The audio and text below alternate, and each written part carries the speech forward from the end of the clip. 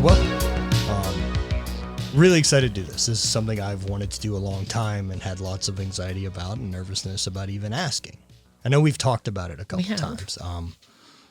But yeah, I got a chance to interview my mom. I think that's pretty. We talked about it when we were traveling in the RV. Yeah. You asked about questions, and I was kind of leery then about how I'd handle it. But I am who I am, so I guess I can handle this. So why don't you give a little bit of an introduction for yourself about who you are, where you grew up, how old you are, all those things. What did you do school-wise, job, everything?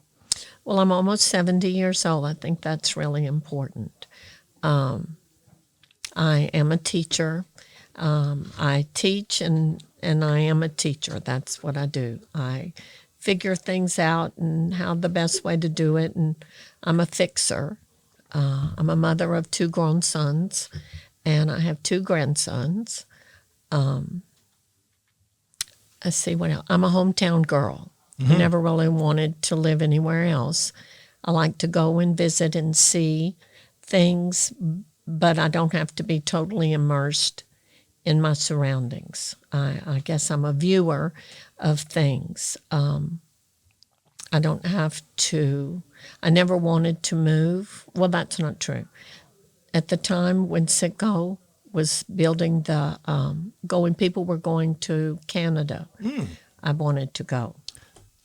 Okay. And your dad said no, he wasn't interested in moving. I can't remember right now if we had children. I don't think we did. Or maybe we had one. I'm not sure. But I would have been interested in doing that because there would have been people there that I knew. Oh, so people from Sulphur were taking those jobs. Do you remember where in Canada? I want to say Alberta, but I'm not sure. That would have been my guess. I've been up that way to where like the oil sands are and where those things are up there. It would have been a drastic change. It would have. Yeah. But no. Your dad liked being at home. He liked his creature comforts. He liked hunting and fishing and the things that he did. And we chose not to go. That was probably the only time I ever really thought about moving. How serious did the conversation get? Not very. Okay. Which also doesn't surprise me. Not very at all. We had friends who went. Okay. But not very, no. Did y'all stay in touch with them and did they come back? Or? Yeah. And stayed in touch with them and raised kids a long time together, but not, in fact, he still works at Sitco. But no, there wasn't a whole, threw the idea out, we talked about it, but your dad didn't go for it. And you've only ever really taught elementary, right? Like up till maybe 8th grade, I think is the oldest. I've never taught 4-year-olds until I went back to work after your dad died. I went, and the job was there, and I took it, and I'm very happy. I don't plan to leave there. It's lots less stress. The kids are lots more fun. It's lots flexible. I pretty much get to do my own thing, which is what I like to do. We just finished raising caterpillars. Making butterflies. Yep. Okay. Before Easter, and that was exciting. And do you still do like tadpoles into frogs, or? They're very hard to find, but no, my basic thing right now is the caterpillars. We do that each year. I remember grabbing tadpoles from like the fields behind grandmother and granddaddy's house. Yes, no fields anymore. The field's not there. No ponds. Okay. I tried getting some from Laura one time from their pond, and that didn't work out. Didn't work out. So, let's see, what else can I tell you about me? Siblings. I had 3 other siblings. My sister died early on, probably when I was in my 20s, and my brother died probably 10 or 12 years ago. And so now I'm left with my younger sister. We're 4 years apart, and one of my best friends. Yeah, and you guys are very, very close. Yeah. One of the things I would always say about you you've always been so much more optimistic through life than I think I naturally come into. Any idea where that attributes from, or was that like what it was like growing up? What was the household environment you were in as a kid? I'm not sure where that came from. I would probably think maybe my experiences at church. My mom was not really an open person. Okay. Probably as she aged, she grew more open. I didn't realize how much wisdom she had. I probably got a lot of my influence from my aunt's sister, and who who raised me during the summers. I would go there. She was very... Into Beaumont, right? Yes. She was very level-headed, worked hard, was She's a teacher as well. Yes. Your mom, too. Yes. I would think probably that part of my personality came from her. Like I said, I always thought of my mom as an Edith Bunker who just did what my dad said to do. We had a very calm house. My dad worked. My mother did not work until after my younger sister went back to, was in school all the time. She was a teacher Graduated. Before and then... No. Oh, okay. She went back to college. Wow. And but she had to be home each day to fix dinner. That wasn't one of the bargaining tools, I guess. Well, and that's the job you can get to do that, right? Like, right. That's, as far as a teacher goes and raising a family, it's a really great alignment. Yes. Because you're around when the kids are around. Yes. So that's what she did. And I don't think she was ready to quit teaching when she did. In fact, I know she wasn't. But at that point, there was a legislature decision that kept the retirement of teachers. They cut our retirement choices. Let's say that. If I can say this correctly. In Louisiana, we're not allowed to pull two retirements or pull the best retirement that our spouse can get. So we only get our teacher's retirement. So like your pension from like teachers union. Right. We get our teacher's retirement, but it's affected. What else we can get is affected because we're considered a government employee, a state employee. So okay. She had to decide whether to continue teaching or retiring, and so she chose retiring because it was for better for her. But I don't think she was ready. She'd only taught maybe 10 years. Oh, wow. Okay. Not long at all. Because you now work in like the private sector with a private school and Catholic school, like are the rules different there with your retirement? Like could you do the double retirement because you retired from public and then? No. Okay. But I do get retirement from Dad, But let's go back to optimism. Yeah. I probably think, now I think about it, it probably came from Aunt Sister and my grandmother. They were, and that's where I spent my summers. So your grandmother was in Beaumont too? Yes. Okay. So I don't know that I know very much at all about that far back. My aunt never married, and she took care of, they had a great big house, and she took care of the acreage that the house was on, and they lived, at that time, we considered that the country. Sure. And we didn't have chickens, but we had a garden, and we had a rose garden and things like that. Very simple.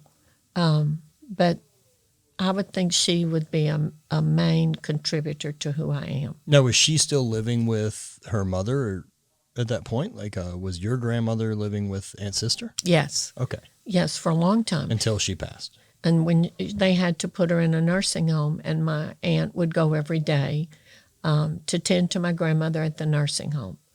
And when my grandmother passed away, it was the same year Andy was born. And when I decided to go back to work, that's when Aunt Sister said, I'll come be your Monday through Friday nanny. Got it. And that led to her moving to Sulphur and living with Mom and Dad and taking care of Andy and trying to take care of you. Yeah. Yeah. That's a whole nother story. And that when Aunt's sister passed away, I was in probably middle school, late middle school, maybe early high school at the latest. Yeah. I remember that being a big death in our family, as what a valuable role she played. And I remember it really affecting Andy a lot, but I didn't have the same connection. No. And now older with perspective, I get it. Right. Sisters like, I guess that's where I got my need to be on a schedule, do things at this time.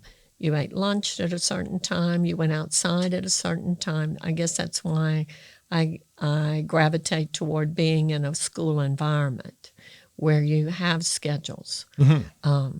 But you didn't have a schedule. And so you were very hard to take care of for a person who lived on a schedule. Yeah, I imagine I was a handful. I'm still a handful, so none of that's a surprise.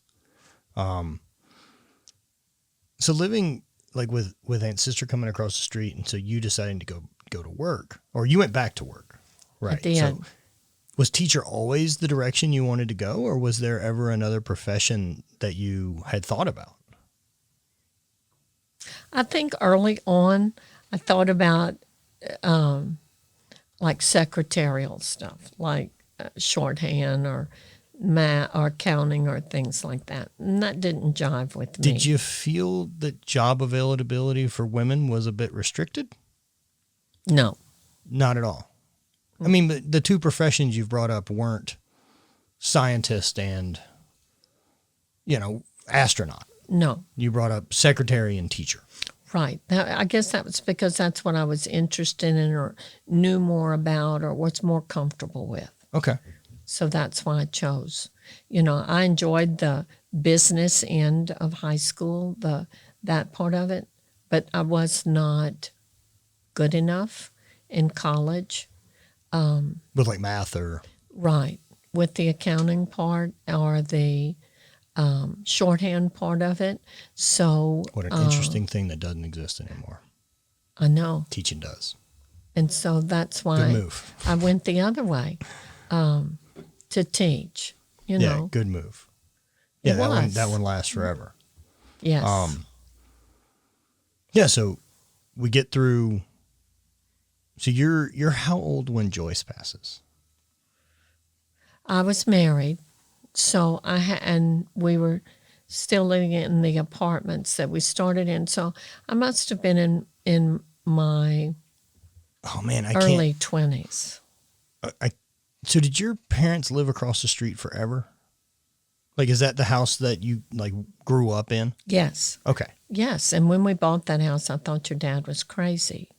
I wasn't even... to buy a house across the street from where you grew up? I wasn't even... I mean, we married young. You remember that. You were... I wasn't even 18 yet. You weren't even 18. I finished my first year in college, and we were ready to get married. And also very normal at that time. Right. And Dad promised that that's what we would do. I would finish college. And so we lived in these Title I or II apartments across from McNeese. And we lived there until we moved into a rent house across the street from Bonanza. That was wonderful. And that's where we lived. But let's see, what was your question? Oh, sorry. Yeah. We'll get to that question. I think I wanted to go back more with Granddaddy. I mean, since your mom was, like you said, more of the Archie Bunker's wife, kind of does as she's told, or at least that's the perspective you have of it, right? How were things as far as did y'all attend church every week? Was Granddaddy big on that? Or no, Mom saw that we went to church. Mm-hmm. We were all Joyce, and by the time my brother was 10 years older than me. So So he wasn't in the picture a lot in my memories. Okay. You know, he was off doing his own thing. But we did go to church, and Dad would show up when we had something special at church. Okay. You So know. similar to what my childhood was. Right. It's kind of how I imagine it. Now, do you think your pushing us to church got, like, had we not attended, would you have thought that was a failure? I don't know about being a failure. I think more of just the norm I was used to. Or would there have been pressure about us not attending or doing different things? It wasn't even thought about not doing it. Gotcha. Okay. It was just What you do. it's just what we did. Yeah. You know, I don't think I had any pressure from anything. It was just the way it was. You know, I thought it was important that you have that experience, just like I thought it was important that you played sports or you were in student council or that you had those experiences to make you who you were going to be, that you just weren't left on your own, that you were involved. I guess that's what I'm trying to say, that there were aspects to your personality that opened up to other things. In your case, you were eclectic. You took all that in and added more. You added music. You added skateboarding. You added... What's interesting is that you bring those two up, skateboarding and music, right? And I can't play an instrument to save my life. I tried to learn guitar for a very short amount of time. I really didn't give it much of an honest go, if I'm really honest about it. And skateboarding, I don't have any memories of skateboarding. Like I rode bikes a lot, but I was around people that were. I just couldn't participate. Well, but that didn't seem to matter No, to you. it didn't bother me in the least. You know, just like the music part. Yep. You know, I don't know what you did with these friends, you know, except you had this group of friends that were music people, you know. Yeah, they were a bit of losers. I mean, for all extensive purposes of the way I would describe them versus the other kids that I was hanging out on a more regular basis, they were another side of town. They were poorer. They were always in trouble at school. They were losers, you know. But I don't ever remember you guys getting weird about my friends. No, we didn't. That's what I was going to say. I mean, because you were different. We allowed you to make those choices. You know, we didn't say, I'm sorry, those kids are on the other side of the tracks. You can't be friends with them. Or no, but times were so much different then. Times were a lot different. We lived in a small town. You know, there wasn't a lot of distinction between groups of people. Yeah, for a small southern town, Sulphur's kind of unique. Of 25,000 people, we have really, 3% black. And Yeah, so not there's many. not a ton of diversity in Sulphur, and even less diversity, I would say, if you really looked at like what low income to high income in Sulphur was. Man, the bell curve was all people from refineries. Mm-hmm. Everyone worked a blue collar job. All of us relatively had the same growing up. The rich kid I knew was like Brett Burgess in Maplewood, and his dad was a lawyer. Right. It wasn't like he was making millions of fucking dollars. You know, I don't know anyone. There wasn't anyone that we grew up around that was rich. Like I know some people now. Right. Right. And so we were all relatively similar. Yeah, there wasn't a whole lot of lines drawn, I don't think. At least I never felt that way. I never felt that way regarding like who I could be around or who I was allowed to hang out with. I knew what the boundaries were of the actions I was allowed to take and what the repercussions of crossing those lines were. And maybe that's why you had the freedom Mm-hmm.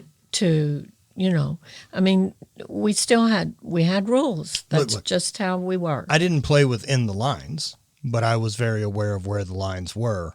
And I was a kid that was always going to say, if the line's here, I need to be as close to it as you're going to allow me to be. Right. And occasionally you cross over when you do that and you catch a beating.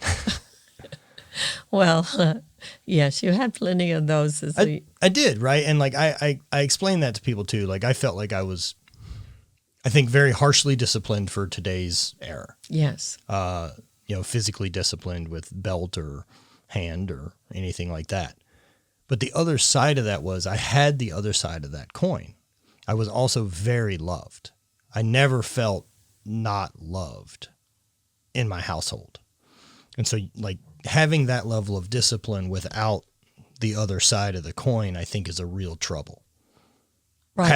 Having just the love side without the discipline is a real trouble too.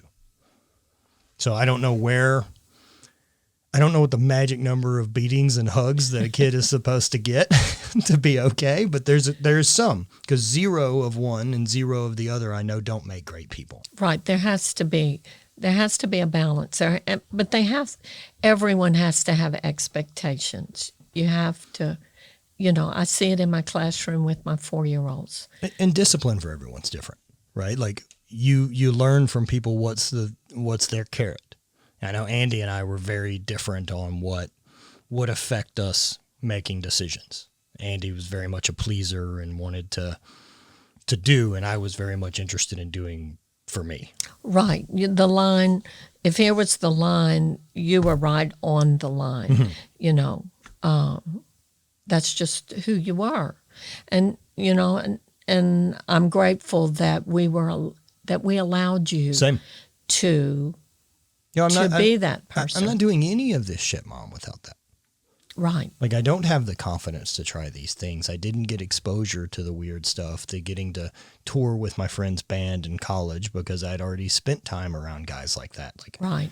All of that has echoed through the rest of my life. I mean, that freedom to be around those people, whether that's Drew later in life with the band or anything, like I look back at Drew now and realize Drew's probably the first person I ever met that chased a dream. And like being able to be close enough to it for me to see like, oh, this is a real thing. Like someone's actually chasing their dream, trying to figure it out, making a living, and it was working. And those were really interesting things to get to witness, shaping ideas of like, well, success doesn't have to look like being in an office. Right. Getting to see other people pursue their thing the way that I pursued sports was a really eye-opening thing the more I look back on it. And so for sure, the exposure that I had to different groups of people, even in our small town, was a big one. So, man, you guys allowing that was great. I feel like I had a ton of freedom as a kid. I was out of the house as early as I was allowed and back home as late as I was allowed and kind of allowed to run free. But we lived in a place that... That's right.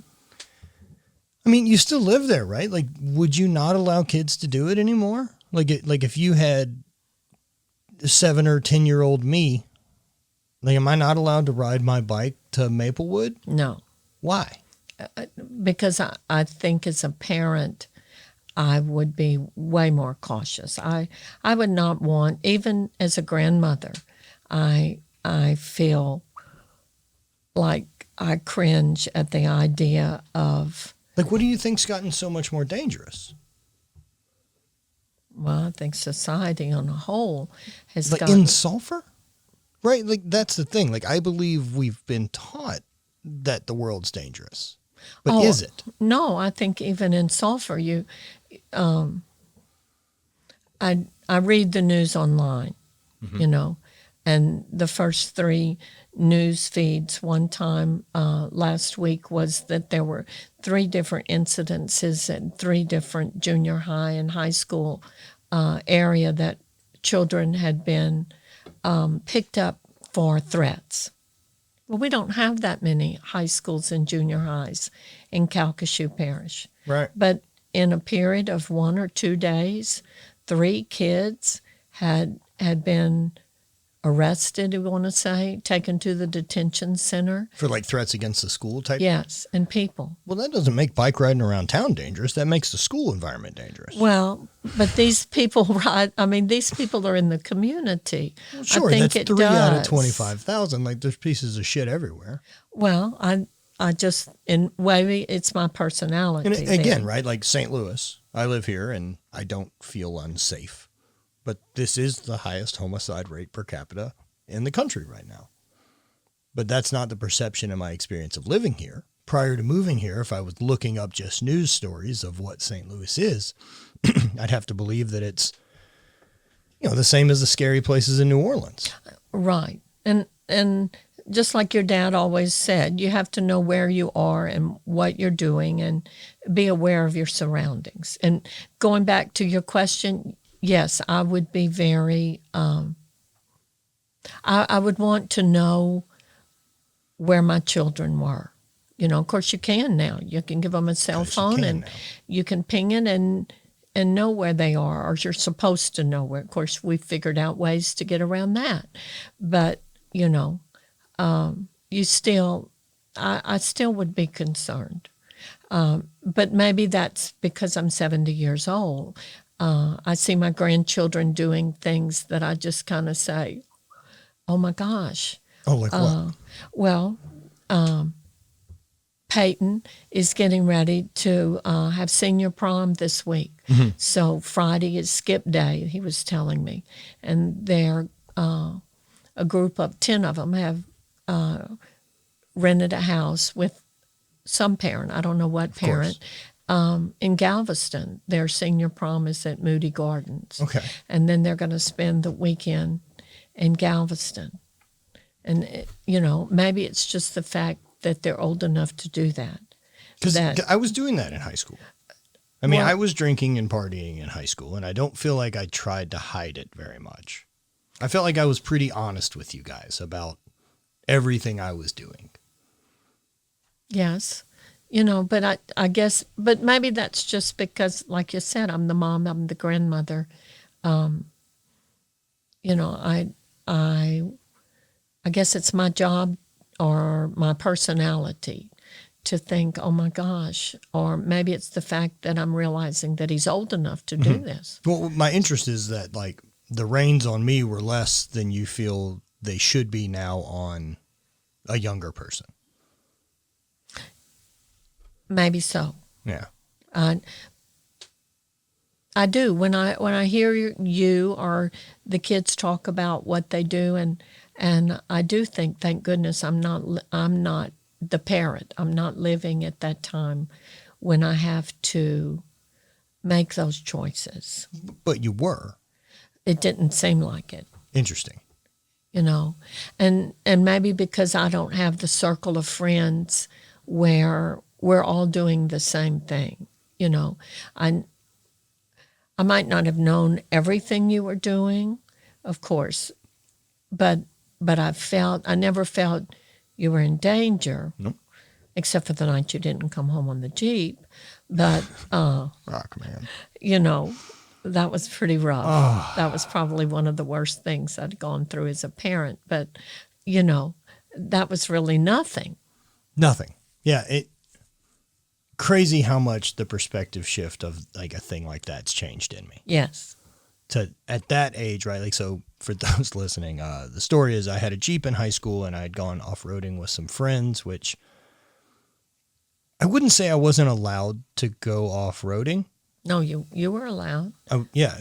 However, the Jeep was my responsibility. If it stopped working, there wasn't anyone else who's going to fix it. And we'd gone out and I got stuck. I high-centered on this rut and just couldn't get it to move, and we didn't have any tools, and it didn't have a good way to pull it out, just unprepared as could be. And so we started digging at like 3 p.m., and by 10 p.m. just hadn't made any real progress. And I'm digging with the intention of trying not to get killed by my parents for getting my Jeep stuck, because I know what a hassle this will be to be like, I need help. Like, I know that phone call to me seems so much worse than anything else, that as long as I can sort this fucking out by myself, it's okay. And at some point, we had to call the white flag up. Because my cell phone had been dead in the middle of, we're in the woods. We're not like we're in the middle of nowhere. We're not in the middle of nowhere. We're in Carless or wherever. In a rice field. Yeah, we're off a high line. Right. Right, but we weren't far off the road. I mean, we walked to someone's house and they weren't able to pull us out. But nonetheless, like, yeah, now looking back and realizing like what my panic was as a kid in the situation, and now looking at it of like, I don't know where my fucking child is. Because you're too young at that age to have any perspective of what that really would feel like. And now being older to seeing the idea that like you've needed everything in your life taken care of by me. Like everywhere you've ever had to fucking go, everything you've ever eaten, I've had to do for you. And then now you just get to fuck off and leave and not tell us where you're at? Like, no fucking way. I get it. I get why all that's crazy now. Sorry. I'm very sorry for that experience. It was, and then the idea, I mean, it was the experience you had from our perspective was, that you went off with these friends and this is what happened and we didn't know where you were. Y'all made the decision to split up, and that we didn't understand. I think somebody stayed with the Jeep, somebody left, or somebody else had to get home to not get in trouble. Yeah. Who didn't have any way to help us. Right. And part of everything was like, well, don't fucking tell anyone because then everyone's going to be in trouble. I'll just never forget you finally coming home and your dad telling you, you better figure it out. Yep. And that Jeep better be in the driveway when I come home. Yep. And it was. It was. I figured it out. I had another idiot friend, Bo, who helped me get it pulled out. That's right. But going back to what you were saying, maybe I don't have the proper perspective. I just feel like from the where I am right now, it does seem a lot scarier. I'm sure. Well, I mean, we're also inundated with more information. Right. And so I guess where I fall is like, do I believe the world's scarier from the information I'm inundated by, or is the world actually scarier? Or do I just hear all of the bad news instead of some of it? Because if the paper only comes out a week, you have to filter the news down to make it into these 10 pages. You can't share every single story. But if I have an infinite amount of stories I'm allowed to share with you and I get more attention for ones that are negative, then I'll just slam you with negative stories over and over and over again. Right. Maybe that's why in my news feed, there's more light news now. Okay. You can choose what you want. I'm a Facebook user, so you can choose the kinds of things you see. You can choose a lighter news feed. I guess that's what I'm trying to say. Okay. And it's not as dramatic. I still read, what's on the website of the local news and what goes on in the state. Am I willing to go off to New Orleans? I don't know. I mean, I don't feel scared here. I've always been, not always, but I've always been a walker. Mm-hmm. I walked in St. Louis by myself, or New Orleans by myself, or Baton Rouge by myself. I don't know. Maybe because my philosophy is that I'm going to die when I die. So I'm not a scaredy cat. Mm-hmm. Maybe I'm cautious. Yeah, I wouldn't say that you're a risk taker. No, I'm not. But I wouldn't say that you're fear driven either. No. Kind of leaning to that. So like today, right? Like you've recently lost 60 pounds. Yeah. Talk to me about that. Like, cause I know that you've tried to lose weight various times and tried numerous things. What was it this time that was different?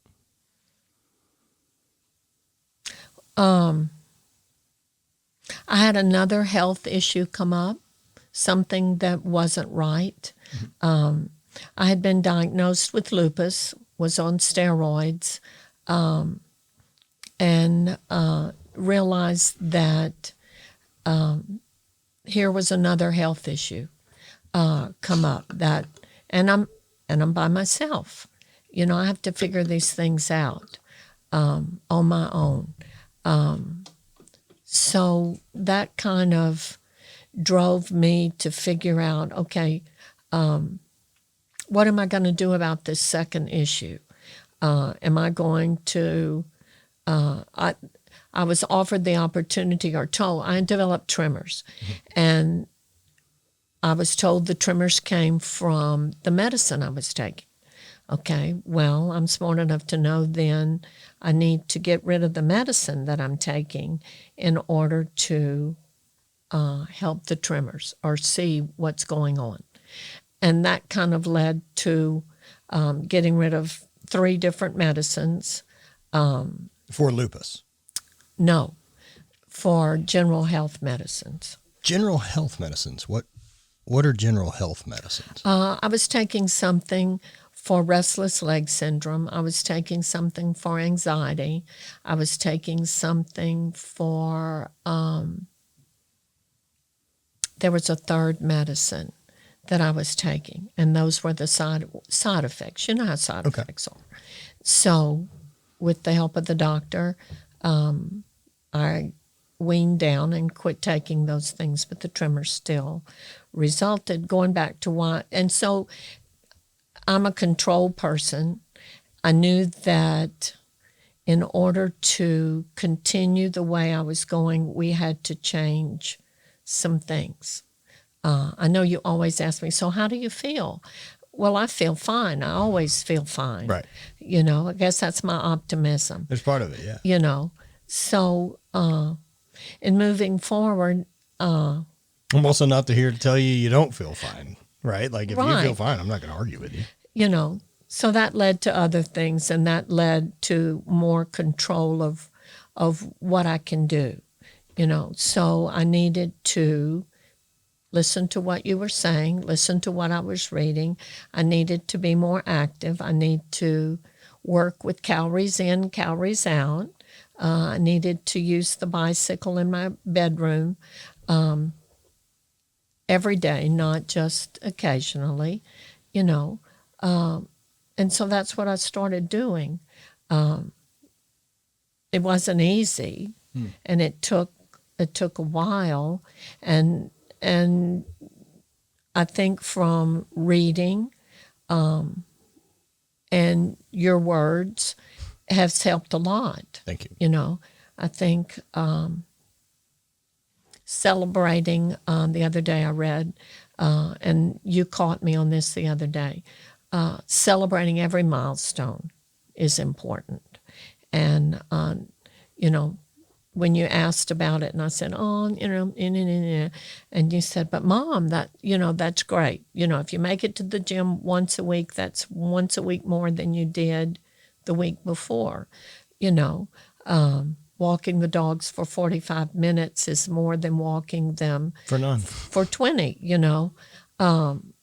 So I think it was that realization that I needed to be more in control of the things I can control, because evidently there's things that are going on that I'm not going to be able to control. Yep.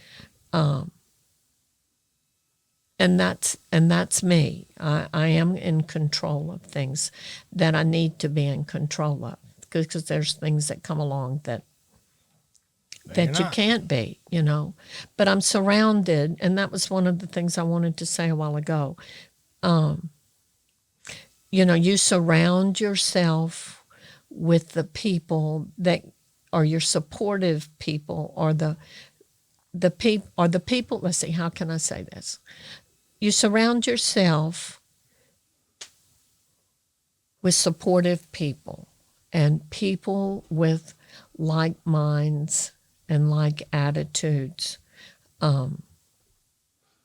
that help you get where you're going to be. You know, if I was around, the friends that I have were like non-supportive, were not interested, were not, and I'm not saying good people. Nope. You know. Just different. Yes. Yeah, different focus, different lifestyle, different interest, different health concerns, different reality.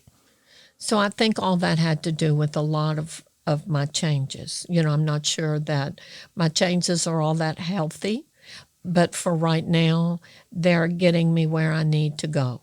I can walk, I can talk, But what do you mean by you don't know if they're that healthy? Well, because I probably am not eating what I should be eating or enough of what I'm eating to get where I'm going. I still would like to lose 10 more pounds. I would still like to be stronger. I still I worry about not being able to stand up as straight as I used to be, and this latest health issue makes me realize that, okay, you're 70 years old and you're facing an issue that affects all those things. Which is onset Parkinson's. Yes. I don't know enough about Parkinson's to know how that goes. What do you know about it? It's a neurological disorder. They call it a movement disorder. And I don't know a whole lot about it except what I'm reading. It's scary.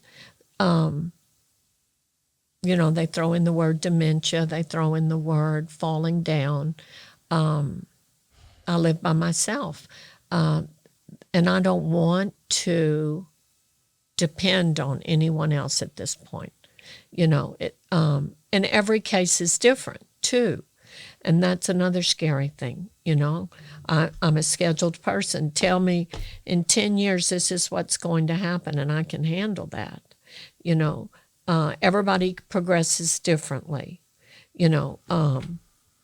When I was diagnosed with lupus, I don't have the kind of lupus that affects the organs, okay, that people die from. Mm-hmm. I don't have that kind of lupus, thank goodness. I can do that, but this is scary to me. Well, does Parkinson's just go one way? Look, I guess the greater question, right, is like, is this what's going to kill you? I don't know. That's another, I don't know. Everybody's different. Everybody, from what I read, I'm getting an appointment with a tremor specialist in Houston. Mm-hmm. We're trying medicine. The doctor I'm seeing in Lake Charles asked me the question the other day, well, how does this affect my life? Well, right now, it doesn't affect my life, I don't think. But I don't want it to. Right. I don't want to. I don't want it to, period. I don't want it to. You don't want this to be a limiting factor. No. And so I need answers, of course. There's not any reversing this? No. Okay. So this will go this direction. Yes. But you read people have it for years. I think, I'm 70 years old. I see where people have had it for 17 years, and I think, okay, well, then I'm this age and, that's okay. I know you briefly touched on your relationship with death, but how do you feel about that? I look at everything, right? Like simple numbers of average lifespan in our country, 78 years. That's a good metric of, right. 10 years front or back of that is a real number. 120 is probably not it. No. Right. Thank goodness. Too much younger than that is also, getting a little on the outskirts of something else happened. But, realistically, right? Like, there's a clock. Exactly. And I guess this kind of made me think, okay, finances, okay, living alone, deciding what I really need and what I don't need, making sure that, I guess basically I just want to tend to myself. I don't want those choices taken away. And that's the scary part. It's the losing independence. Yes. Yeah, because, I mean, you have been. I mean, Right. you didn't, when Dad died, you didn't move to Andy or me or any of that. You stayed home. Right. Right. And have been wildly independent. Yes. And I may be. This may not even be what I have. Who knows? Sure. You know, but throwing it into the mix of things has kind of given me an aha moment about life and what my choices. You know, I've always had choices. You know, I don't want to not have choices. And I guess I find it interesting, right? That like that aha didn't happen with experiencing a sister who passed away, and it didn't happen with Dad passing away. Because who did I hear speak? I heard a guy speak, and he's like, death is always something that happens to someone else. Right. And I know for me, like my big brush with mortality was when I was hurt. I knew that if I couldn't figure that out, I'll die. Like I know that if I don't figure out how to get out of pain, I'll end up killing myself at some point. I don't know if that's 20 years down the road or 5 years down the road, but at some point I won't fucking do this anymore. Right. And so, like, after getting out of that, all bets are off. Like, I'm aware that's coming again. Mm-hmm. And so, between now and then, I'm going. I'm going to push as hard as I can to do all the things I dreamed about, right? Like, I think that brush with your own mortality is such a different change to life. And, it's interesting that it happens. It doesn't fucking matter what age it hits. Right. Right. I think, it is those aha moments that all of a sudden you realize, But, you talked about end of life with Bonnie's mom. Mm-hmm. And I think, see, that's a choice that you can make. You don't have to, Dad made a choice.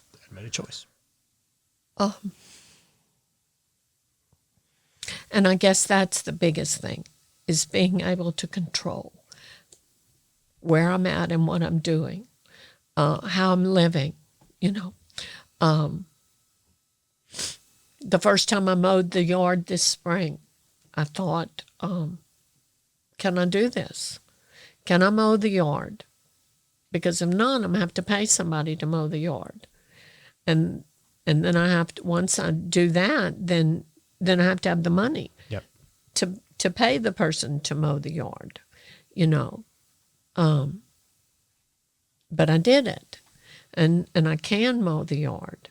And so that's a milestone, I am able to do that. I don't have to depend on someone else to do that.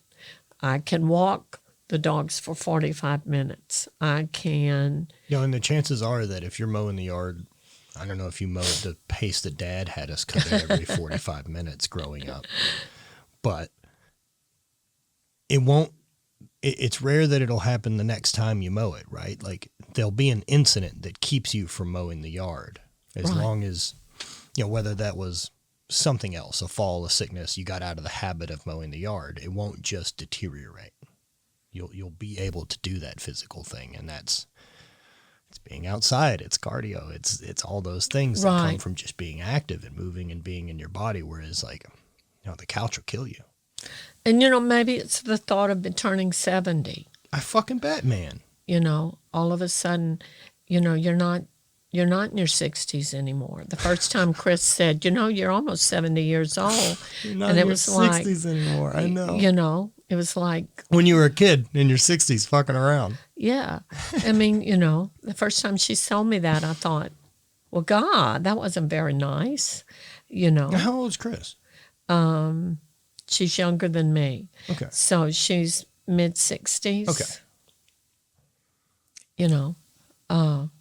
But,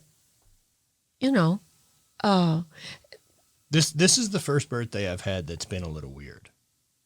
Like, of an age. 40, goddamn, man.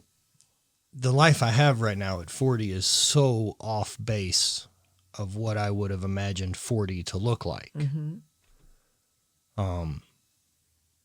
I even still, right? Like 40 to me, if you were like, hey, draw a 40-year-old, like that has a couple kids and he's relatively settled and it looks like what Dad's life was at 40. That's right. I remember Dad turning 40, right? Like, fuck. Man, I was in my 20s. That's really something, huh? I know. And, yeah, I just assumed that by 40, like, you felt like an adult and you had some stuff sorted out and, like, had answers because, for better or worse, like, growing up, like, I remember one of the things that, really was pushed on us was, like, adults are authority. That they're right because they're an adult. You don't argue with an adult because they're right. And so, which means at some point, I should feel right and an adult because I got older. And it never fucking comes. And then I realized, oh, no one else feels that either. But your relationship with parents are such an interesting thing, right? Because, like, I can feel this way about people I'm around because we grow up at the same time. You're never a kid to me.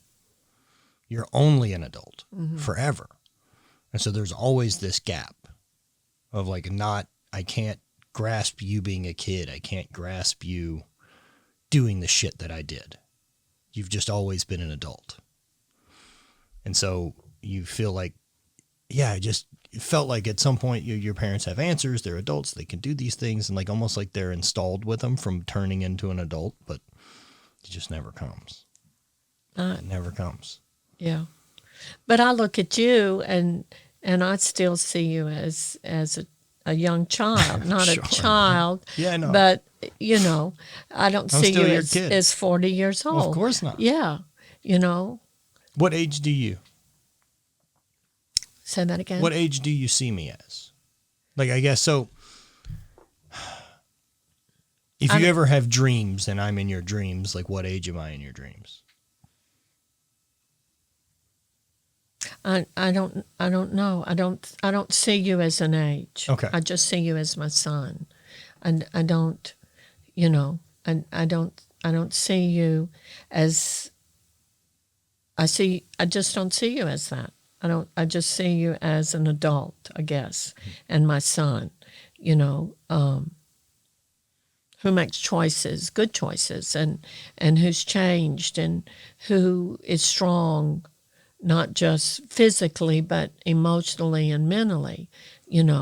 I see someone who I can share with lots of things. We talk about lots of different things. Things that I don't talk to other people about. Right. So I'm really lucky about that. I'm glad to have those conversations. Yeah. I think they're important. So I don't see you as anything other than my adult son.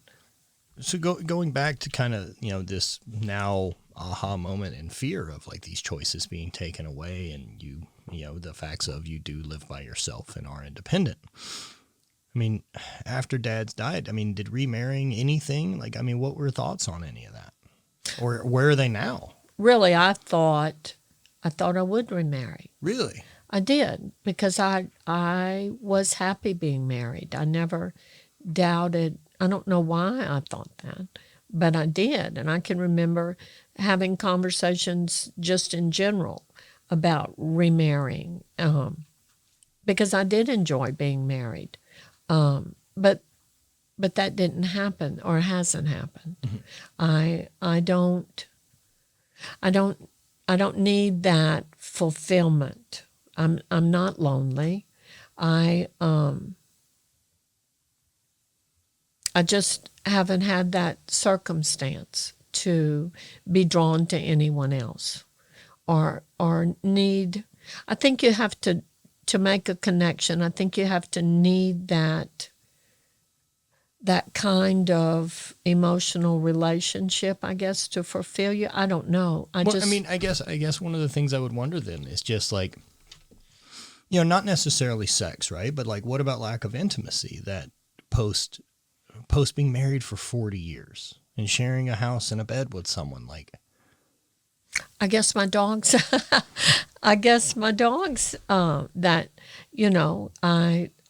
they need me. They need me to love them or to feed them or, make sure that when I come home in the afternoon from work, Fred's head's out the doggy door waiting for me to come home. They're so excited when we get up in the morning because we're going to eat. I don't need that, or haven't needed it. That other part. There's never been moments of depression following, Dad passing, of being single again? Not for being single again. Maybe because I didn't get to go to Hawaii, or you want to fix that? The things that I thought, like Aunt Ken said, this is my life now. This is not what I thought I would be doing at 70. It's tough, man. I remember, Dad passing away was very much an eye opener in regards to you guys' relationship and all of that. That idea that this person that you had spent 40 years with was no longer there. 42. Right. And I remember feeling so shit at moments, during my first marriage, about the idea of like, oh, together forever. And I'm like, it's a fucking lie. Right. It's a fucking lie. It's not forever. It's not even close, man. And not just not forever, right? But like, if this goes well, one of us watches the other one go.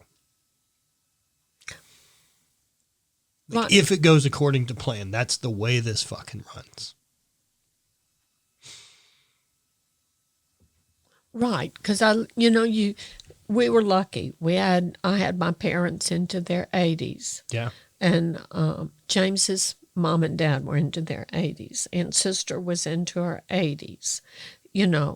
And now I find myself and my sister and my sister-in-law. All lost husbands in their 60s, and Kenneth was 70. Right.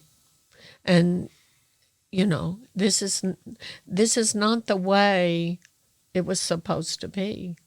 I know that I don't want it to trend that way, No, but I didn't have, going back to your question, I just, maybe I'm not a people person. I enjoy people, but I enjoy myself as well. I don't have to have all this extra stimuli all the time like lots of people do. No, you're very happy sitting and reading and... Yeah, doing my thing. I can spend the day in the yard doing my thing. By yourself. Yeah. And be as happy and content as... Yes. I would say, I think content can get a lot of a negative connotation to it. Mm-hmm. I have a problem with chasing contentment. But if someone's actually content, like I'm more in a Zen Buddhist mentality, which I think you've been. Like, I've never felt... I don't ever remember feeling like you guys were chasing the Joneses. Of like, if we don't get a bigger house, if we don't upgrade, if we don't do this, then we're falling behind some metric that who knows what it is. And so, that is really reflected on you. Because, I would never, ever consider you unhappy. Oh, well, that's good. I would have never, that's never, and I would also have never, I can't really say that I would consider Dad to have been unhappy. Dad, I felt was a really happy, I think Dad really liked his life. Oh, I do too. All of it. Like, I don't think he felt slighted into a job that he didn't enjoy. I think he enjoyed all the work he did for as long as he did it. As much as enjoyment. Sure. I know. Or took pride in it, right? Like, yes. I think there's that. It wasn't simply clocking in. Yes. I think it afforded him the choices, the choices he can make. We were lucky, but again, we're small town people. We didn't aspire to be live in a big city. We didn't aspire to be. We were raised that you stayed in the same job. You. Well, it was a very different time. Yes, to think that you've had all the jobs you've had, or even to think, I think a lot of times well, what would Dad think about your choices? What would I wonder a lot, man. That's one of those I wonder a lot about, because my life took a very different turn after he died. Mm-hmm. It didn't immediately happen, but he passed away, and I definitely had a different kind of feeling about life. And then I got hurt through the surgeries and all that, and wasn't competing anymore, and kind of went this route and really dove headfirst into this thing. I mean, especially with getting divorced. I didn't leave a bad marriage. Things were okay. Mm-hmm. And they would have been okay forever. I'm just not all right with okay. Well, that one for me, I couldn't stomach. And so if I'm going to hit that detonate button and cause the problems that it causes, I can't I can't do a normal thing after that and justify hitting that detonate button. So I got to go for it. Mm-hmm. I would, and all of that, like the brand started after Dad died.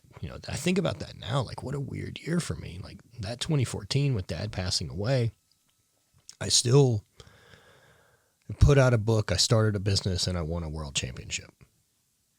I stayed in control of the things that I was able to That's right. keep my hand on. And the other stuff took a lot of sorting out. Yeah, I miss it a lot. Like I miss being able to, I wish I could still have those morning phone calls. Because, yeah, I'm very curious to know what conversations would come from the things I'm into now. Mm-hmm. And what, like we said prior to starting this, how much I would have enjoyed getting to do this with him. Now, whether or not he would have talked, I don't know. But,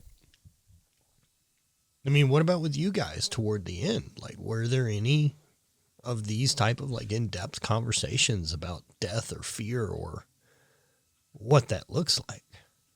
No. No. No. There wasn't.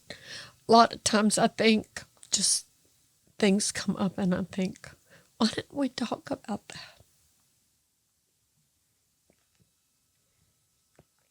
Anything in particular? No, just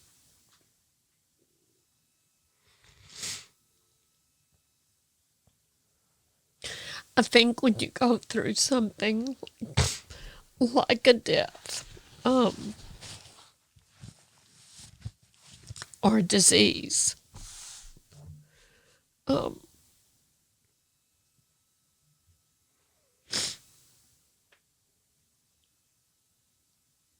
there's just time that you think, it's going to happen. You go through the treatments, the up parts, the surgeries.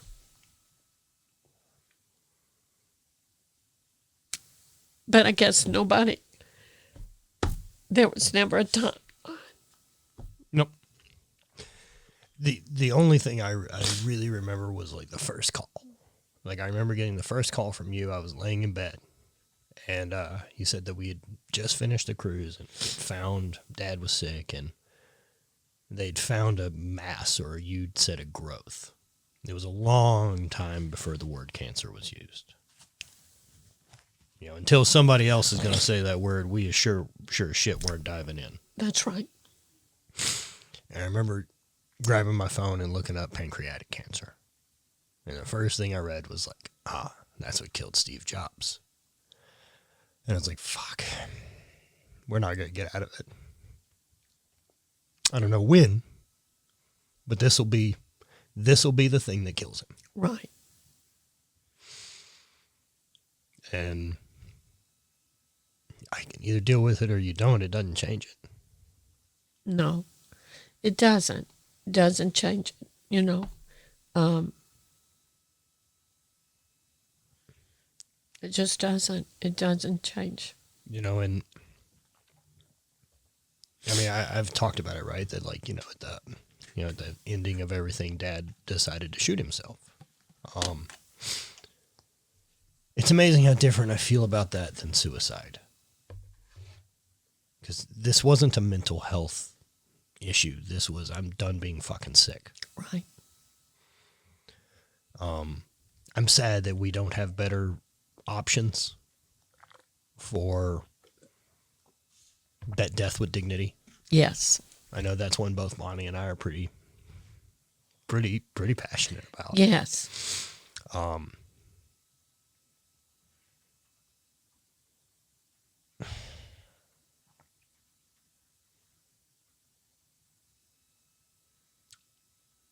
How has your feelings about that being the end of it changed over time? I never had I don't have a problem. I never had a problem with thinking about I'm like you. I don't think of suicide in Dad's case. Right. Because he was dying. And rapidly approaching. Right. Right.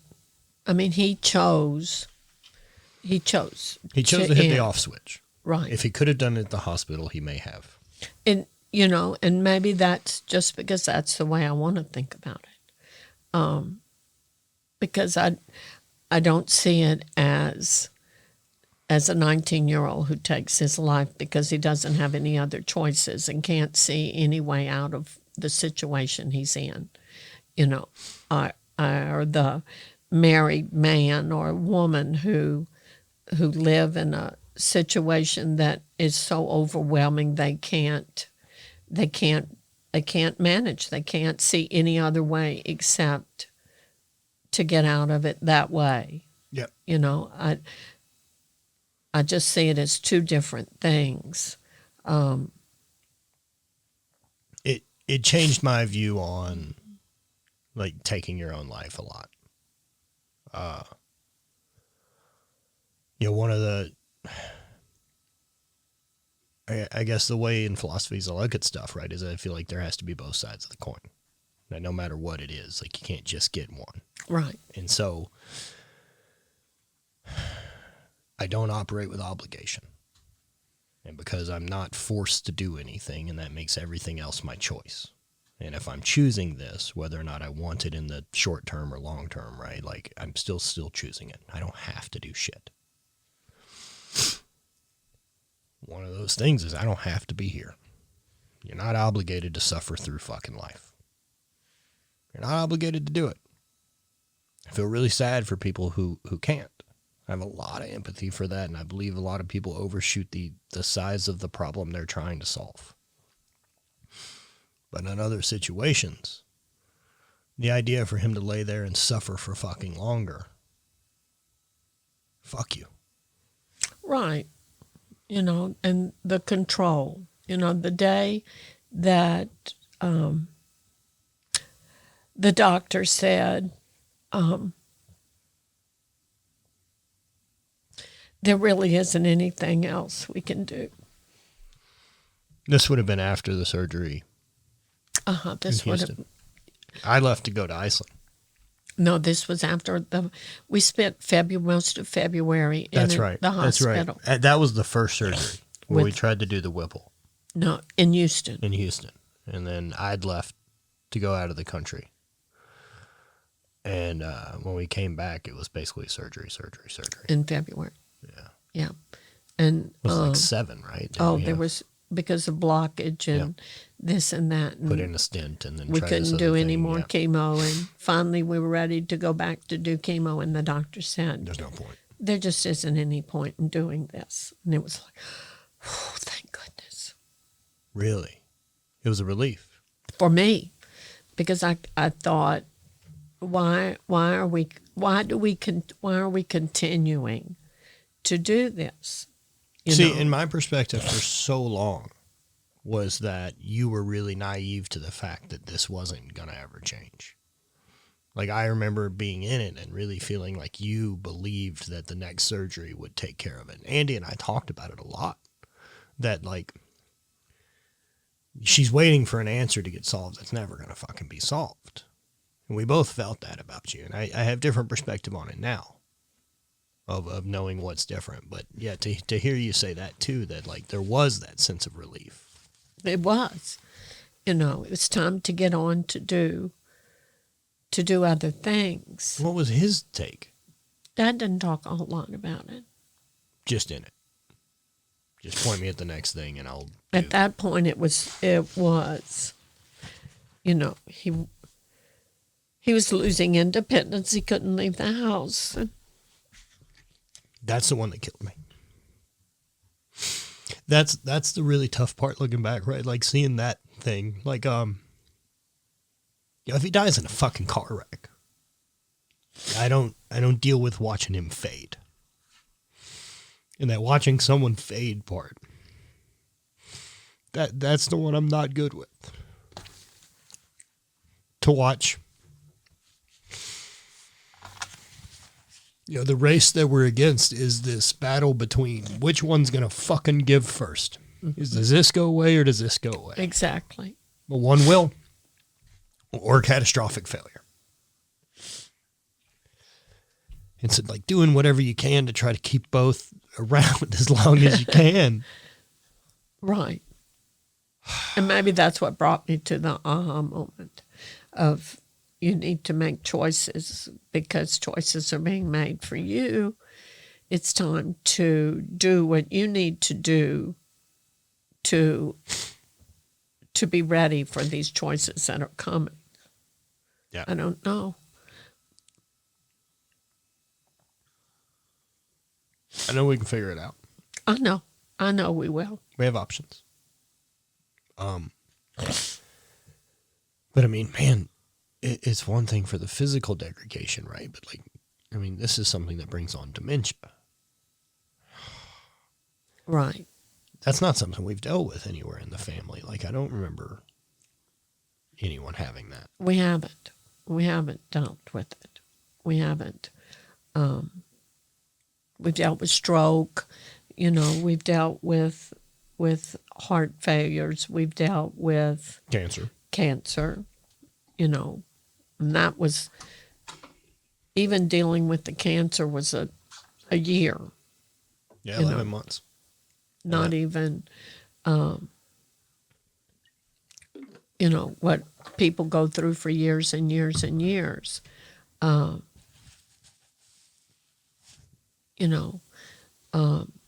no, we haven't dealt with that. Grandmother used to learn new words and write down things because she was afraid of dementia. I think that's real. Why would your brain, like for me, I don't have any scientific evidence of it, right? But like based on the way I think most things work, that if I need my brain to stay young and keep growing, like I have to challenge it. Right. Otherwise, why would it? My muscles atrophy if I don't use them.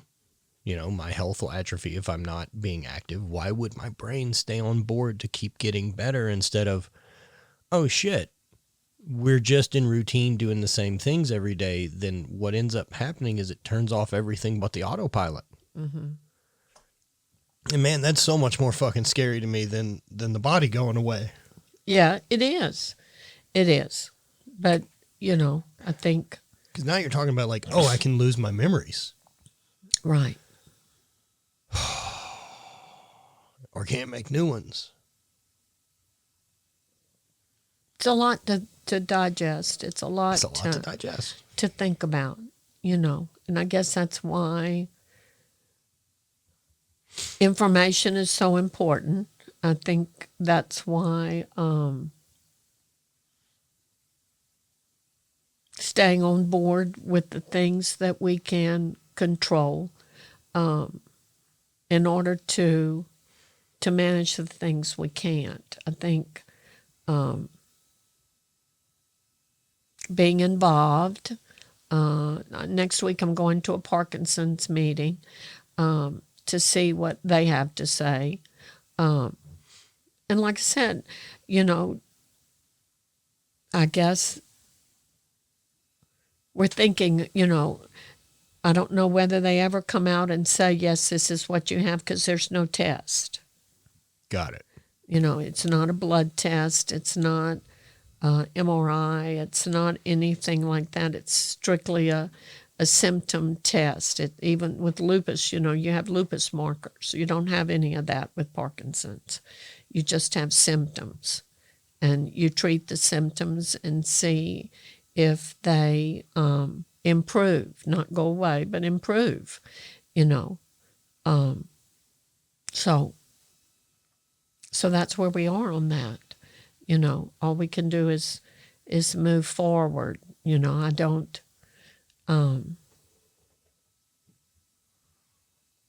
my goal is to work to 75. I like going to work. I like the routine of work. I like... people that quit their jobs die. Even if I have to be a Walmart greeter, that kind of thing. You're not working strictly for money. Well, that helps right now, but Sure. I'm going to Egypt, Yeah. So no, it's to stay active, to stay. I don't want to stay home, and my list of things is what I do at home. I cleaned the house today, or I did the laundry, or, yes, I get satisfaction from mowing the yard, But a lot of those are reactionary things, right? Like you're having to do them, but for upkeep or whatever it is. None of those are proactive toward a thing. No. That you want more of in your life. Right. What do you want more of?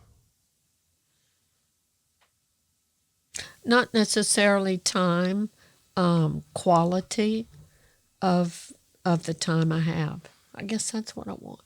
Yeah. Being able to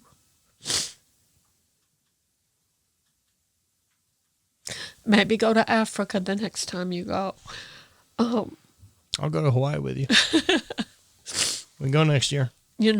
Those kind of things. I'll happily go. We can just go, two of us. That kind of thing. But I think that's what everybody wants. The health one's a scary. Yes. It's it's often said, right, that like until that one gets taken away, it can be very blurry about what's really important. And as soon as that one goes, nothing else fucking matters. Right. That's right. And I know Bonnie got hers at an early age with, being diagnosed with the BRCA1, plus going through death with her mom. It's that moment with mortality that changes a lot. I know I was shifted by it when Aaron passed away, yes. My roommate in college.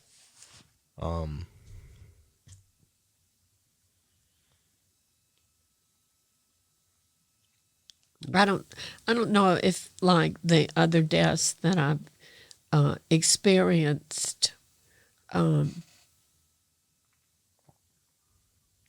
gave me that shift. That being diagnosed. Right. Yeah. I don't think like, Aunt Sister's dying was certainly a She was like 600 years old. It seemed like it, but because she was so important to me, that was hard. I mean, she was old, but I think having your spouse, yeah, was really something. I fucking bet, You man. know, and, 2 years earlier, we'd watched Kenneth go through what he went through. Yeah, then Dad got sick. And then Dad got sick, and then we watched Mark. Oh, man, Uncle Mars was a tough one. It was a tough one. And we didn't live it. We just were on the outskirts. We didn't live it at all.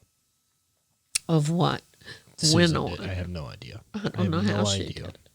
No idea how to manage that. I mean, that's a stroke and then not quite invalid, but Being such a debilitating situation, and overnight.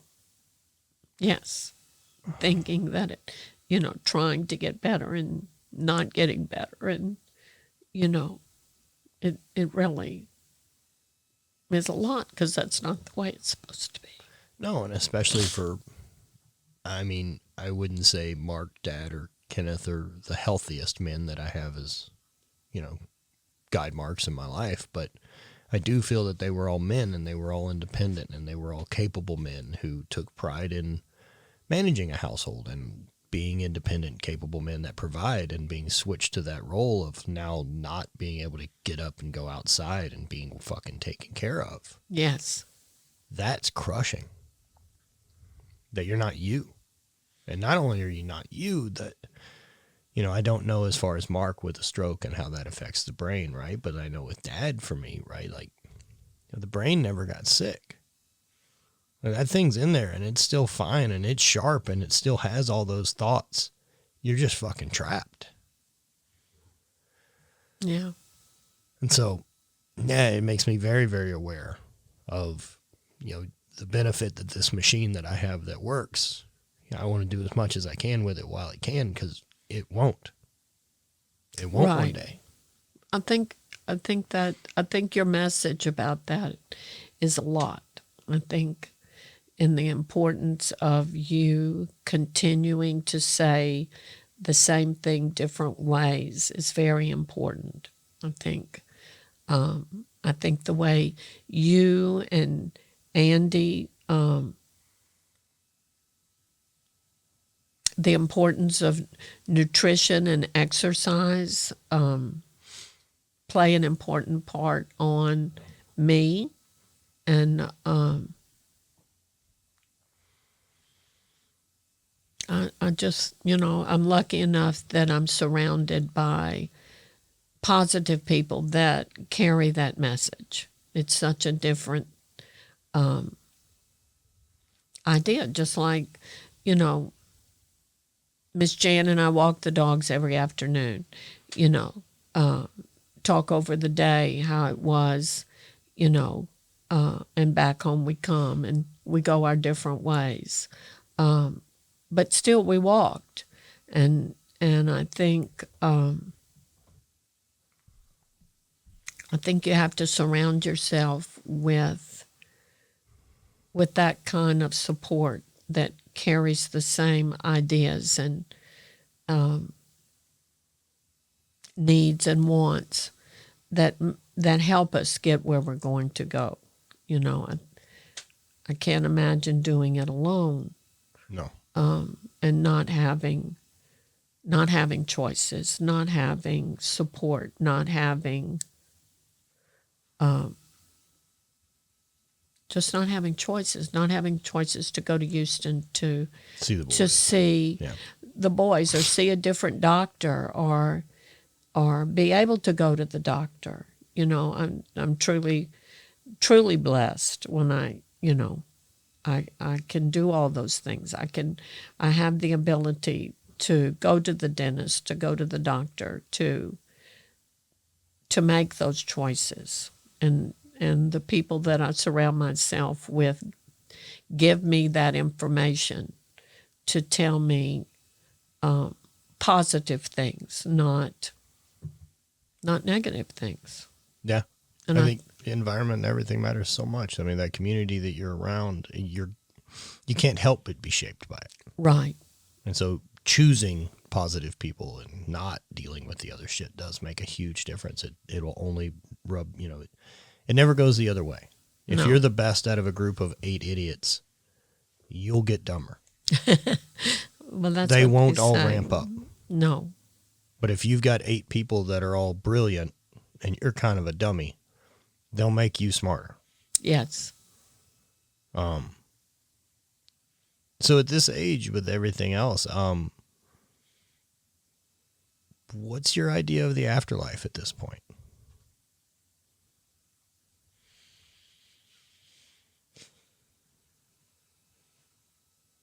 Oh, I think,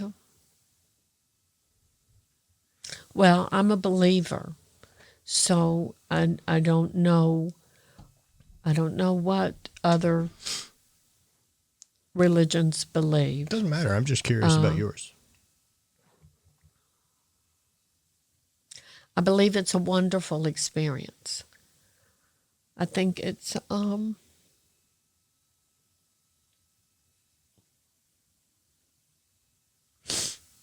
very freeing.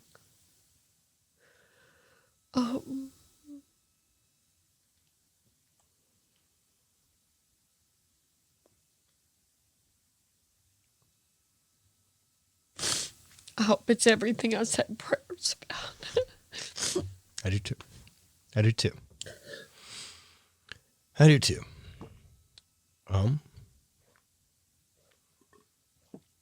No, I can't thank you enough for this. Well, you're welcome. Thank you very, very much. It's really an honor and a joy, and I've told you years ago, and I really stand by it, that the shitty part of having a kid who doesn't operate out of obligation and feel a lot of sentimentality to things is I don't feel the need to hang out with you because you're my mom. The advantage of that is I really enjoy spending time with Evelyn Vincent, the person. And I want to know all the things about you. And so getting to do this really means a lot. Well, I'm glad. I've enjoyed it too.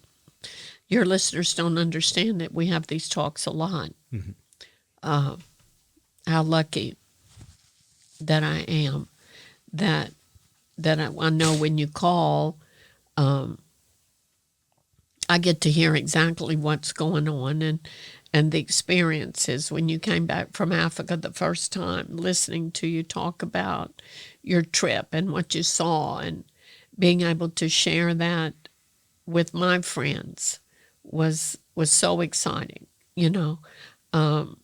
Seeing the pictures you sent back from the second trip, or sharing my Iceland pictures, you know, I think how fortunate I am to be able to do all that and have that experience. You and your best friend, Chris, coming to Iceland with us is one of my highlight experiences of my life. I mean, it's my favorite place on the planet. And I got to share it with you. I know. And not through story. But I got to watch the other people I love see it and go, I get it. I get it. I just, you know, whether you want to call it blessed or fortunate or good luck or whatever. I'll take it. You know, yes, me too. Me too. I will embrace all those things. You know, I am an optimistic person.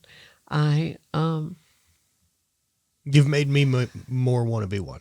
I try and look at the glass half full, not empty. You know, so I think things that will come along, I hope I can face the same way. Me too. So yeah, thank you, and at the end of it, like, I really can't tell you how much I appreciate you being a person that's willing to have this conversation, much less publicly. Well, so, you want to go get some lunch? I do. I'm ready to eat lunch. Okay. Thank you. Thank you again, and we will talk to you next week.